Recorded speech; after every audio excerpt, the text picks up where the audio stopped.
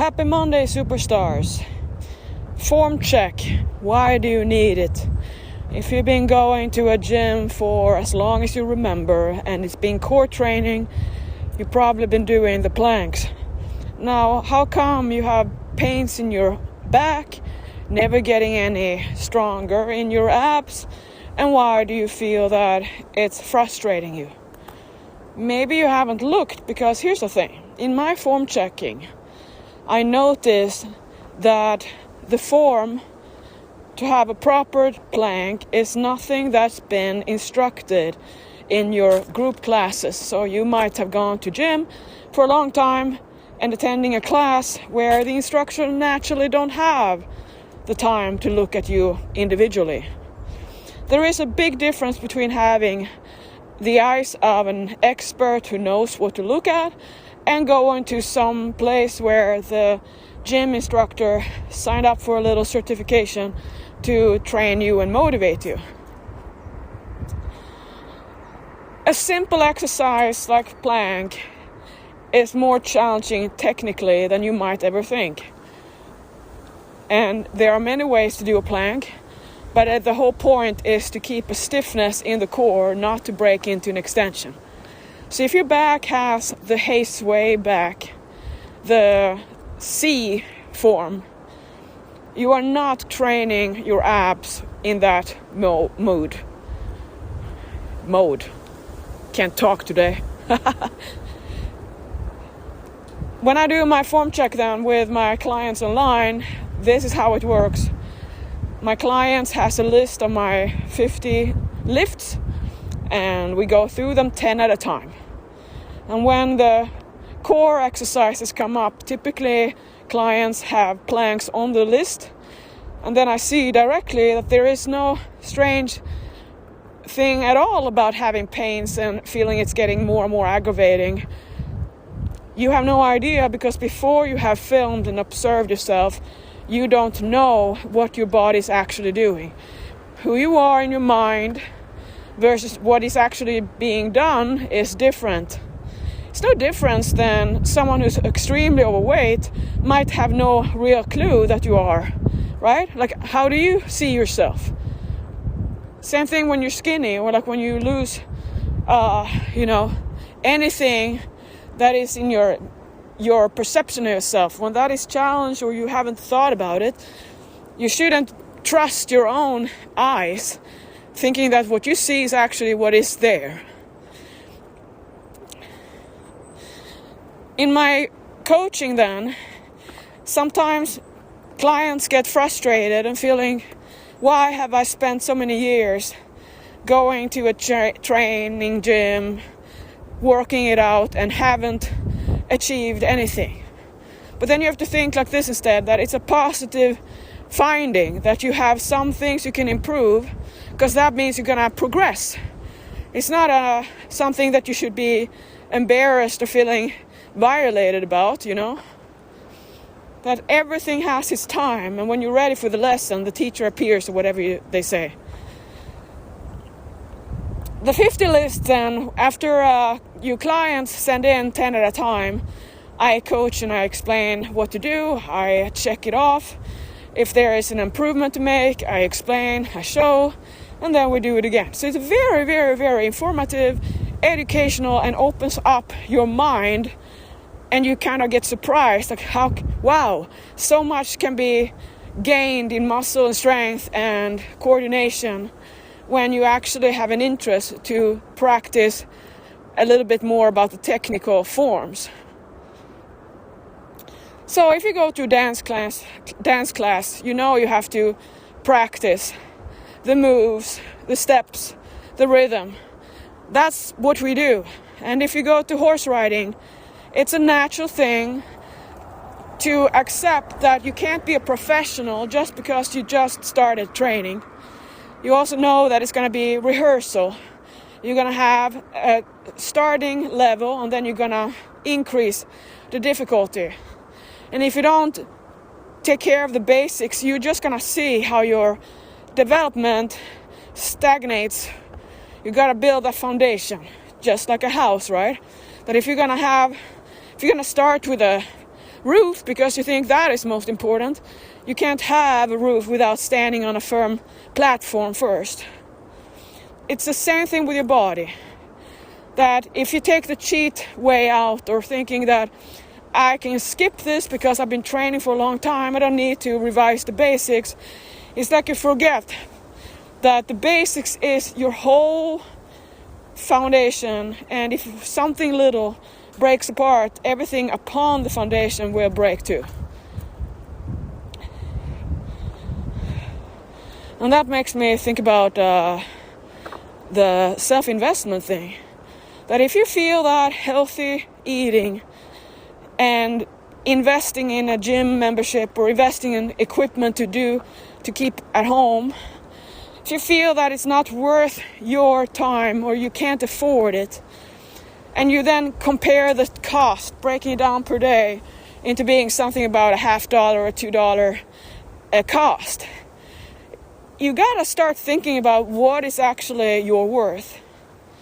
Do you really feel that you're not worth health? And I wonder, do you have another body you can use later if yours breaks apart?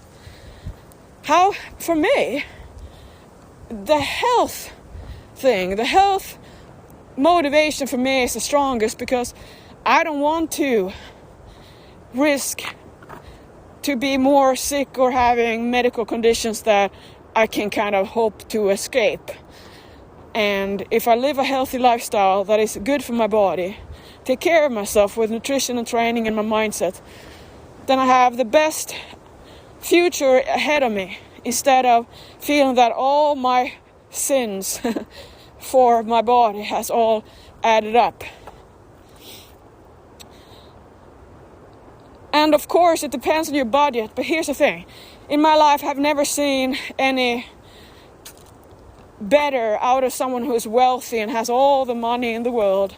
They're still not gonna have any drive to achieve a healthy lifestyle. It doesn't come from money per se. It comes from how you perceive what is valuable for you, what is worth the most. It cannot be that it's more important to have a nice fancy car than it is to take care of your body and be healthy. It's not about the looks, it's about the inside. And when you have a healthy inside, it will show up in your body more and more, the more consistent you are. You build health by the day and the daily practice. Not when you're just in the mood for starting over, or, wow, I got a little fat now I have to kind of go on a cleanse a few days and then I'm gonna revert back to my regular lifestyle. So this whole thing of investing in yourself is very important to realizing that once you kind of get to a certain age in life, when you start to kind of think, you're not an idiot anymore, you're actually thinking about, wait, what am I doing? Then if you can spend tons of your funds on junk, on alcohol, on trips to parties, and feeling it's more important to dress up and having the nice outfits that cost a lot, compared to investing in your health with home-cooked meals that are simple, with the right kind of training routine, taking time to work on your mindset and your thoughts, then you kind of see yourself like a trash can for everything. That you are not really important for yourself in your life. So then what is going to be important, right? When you ask me about, cost and how it can be so expensive, or that it's too expensive to have a trainer or a coach, there are levels to levels, right? There's someone who might invest thousands of dollars in a coach because it's worth it, and other people feel it's not even worth to replace your Starbucks coffee you buy every day, because it's worth nothing for you. Your body, your gym accountability, your showing up is not worth it.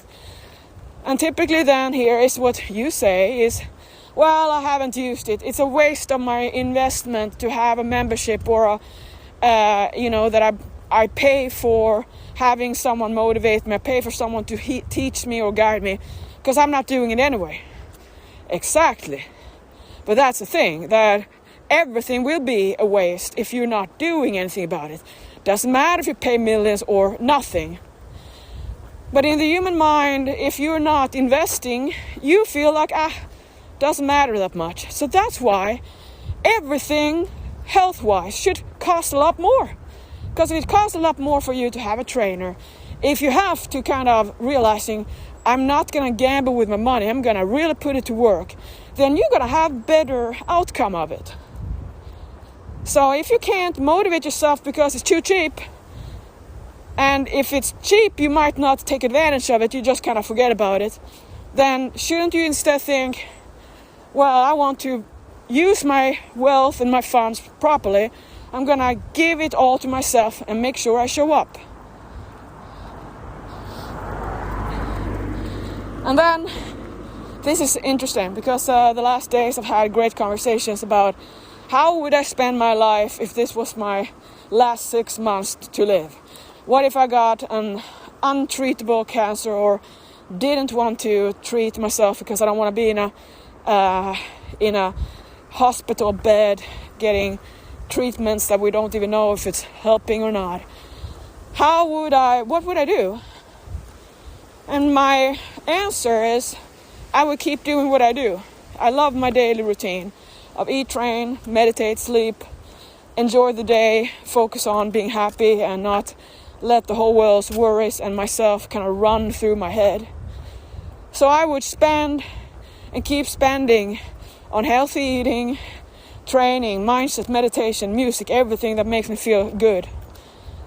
And it feels like a comfort to know that no matter what kind of horrible diagnosis or message I would get, let's say I would have a report, I would go to the doctor, I was in pain, and they say I have a big, something really life-threatening, I wouldn't change my lifestyle to start to be something I haven't done. I wouldn't do a 180 to finally be there for my body, because I already lived the life and I would have the same lifestyle, do the same things if I was terminally ill versus if I know for sure I'm going to have 50, 60 years to live. How old am I? 43. Maybe not 60. So if you haven't found your way of living healthy on your terms, maybe it's time to kind of think about, I want to live the way I would if I had a sickness or I was counting my days. And that is the promise to myself, that if I have a deadline for when I know that I'm not going to live like Pauline anymore, then I want to make sure that I'm not kind of spending that time of destroying myself with drugs and getting kind of, numbed down in alcohol. And I would want to keep doing what I do. And that's how I know that my lifestyle is making me truly happy. I'm not waiting to take care of my health until my body screams. I'm also not delaying something that I'm going to start living later.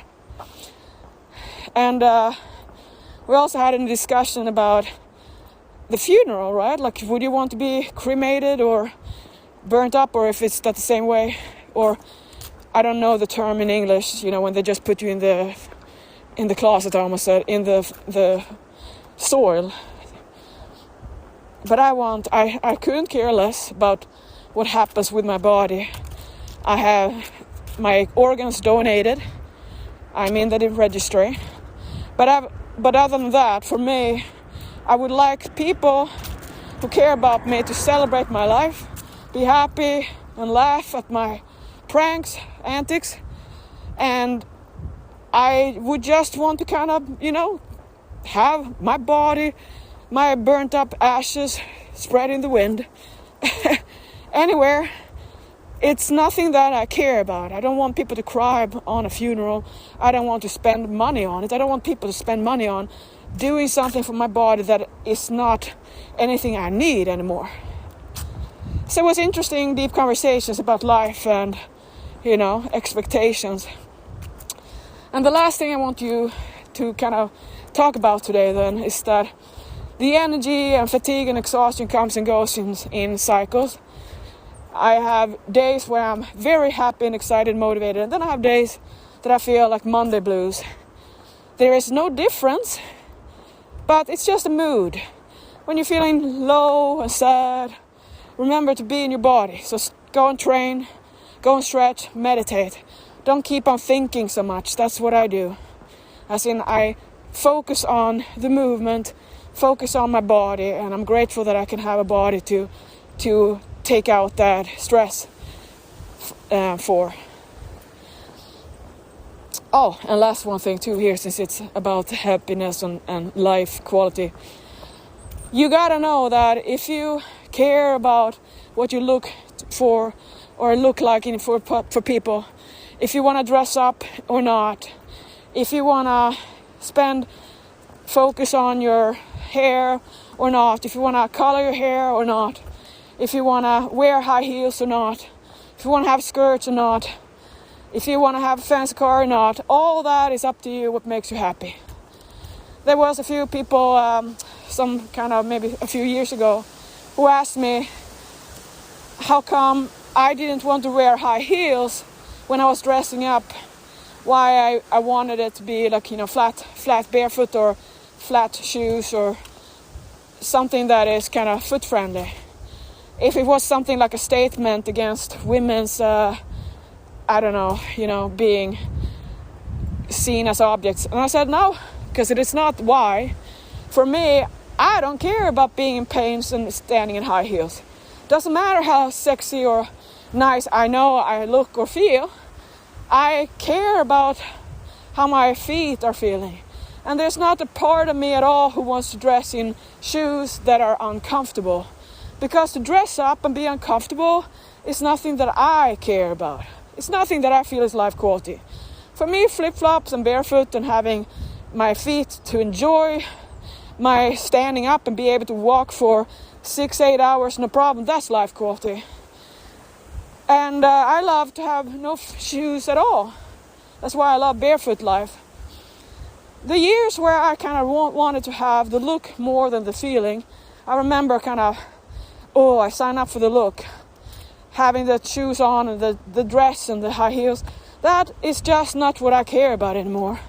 Doesn't mean that I think it's nobody should do it, and it's not about me or what I want. I get it why women want to wear it. I did too. I would love it too if I didn't care more about how I feel. That it's not worth it for me to sacrifice my well-being just because I want to look good. So yeah. There's more that matters more than to kind of look amazing for everyone else. I want to feel amazing. I also wouldn't want to have a romantic partner who kind of dreamed away to see me in high heels and a little dress because that's what they've been kind of programmed to want and see. And every woman seems to want that as a dream. And because then I would have to or would want to live up to that. And then that becomes a whole other kind of, why am I doing this again, right? So my lack of interest to have high heels, because it's such a typical female status thing, is not because I want to have some kind of message to other people that it's some kind of, it makes women weak or it doesn't. No, it depends on who wears it and what the intention is. It can be a power symbol and it can be a power of weakness, a sign of weakness.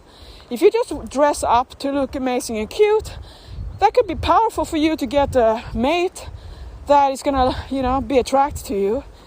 But if that's not what you want and you kind of don't want to have